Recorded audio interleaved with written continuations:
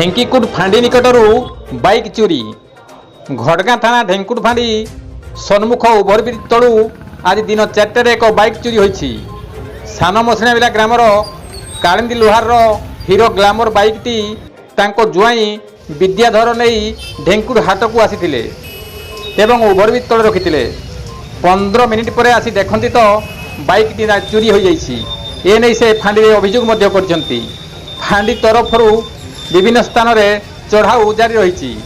पूर्वर 4 मास तले यही स्थान छतिया ग्रामर दुष्मत सिंह बाइक चोरी होईछि हेले पुलिस चोर को धरी पारि नाही।